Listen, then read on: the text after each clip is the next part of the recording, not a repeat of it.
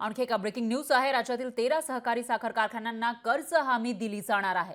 केंद्र सरकारच्या एनसीडीसी मार्फत 1898 कोटींच्या कर्जाला मंजुरी देण्यात आली आहे। तर अमित शहांच्या उपस्थितीमध्ये झालेल्या बैठकीमध्ये कर्ज प्रस्तावाला मंजुरी देण्यात आली आहे। लोकसभेआधी राज्य मंत्रिमंडळाच्या उपसमितीने हे प्रस्ताव पाठवले होते, तर त्यानंतर या प्रस्तावाला मंजुरी दिल्याची माहिती समोर येते आणि त्यानुसार या जे कारखाने आहेत त्यांना आता कोट्यावधी रुपयांचं कर्ज मिळणार आहे। मात्र बहुतांश कारखाने हे महायुतीमधील नेत्यांशी संबंधित असल्याची माहिती समोर येते।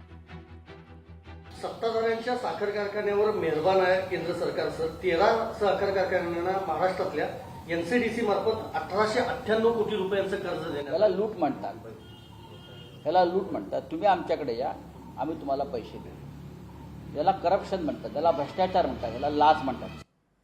तर केंद्र सरकारकडून कोणत्या कारखान्याला किती ही कर्ज हमी मिळालेली आहे बघूयात ग्राफिक्सच्या माध्यमातून।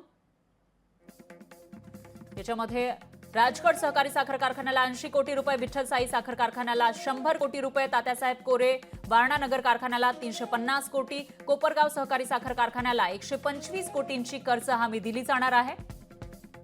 तर हे तेच कारखाने आहेत ज्यांना कोट्यावधी रुपयांची कर्ज हमी दिली जाते आणि हे कारखाने महायुतीमधील जे नेते आहेत त्यांच्याशी संबंधित असल्याचा आरोप केला जातोय। वृद्धेश्वर साखर कारखाना पाथर्डी या कारखान्याला 99 कोटी, संत दामाजी सहकारी साखर कारखाना मंगळवेढा याला 100 कोटी, शिवाजीराव नागोडे कारखाना श्रीगोंदा या कारखान्याला 110 कोटी, अंबाजोगाई सहकारी साखर कारखान्याला 80 कोटी रुपयांची जी कर्ज हमी आहे ती दिली जाणार आहे। याशिवाय अगस्ती सहकारी साखर कारखान्याला 100 कोटी, ज्ञानेश्वर साखर कारखाना नेवासा याला 150 कोटी, तर किसनवीर सहकारी साखर कारखान्याला सगळ्यात जास्त तब्बल 500 कोटी रुपये आणि सुंदरराव सोळंके सहकारी साखर कारखान्याला 104 कोटींची कर्ज हमी दिली जाणार आहे।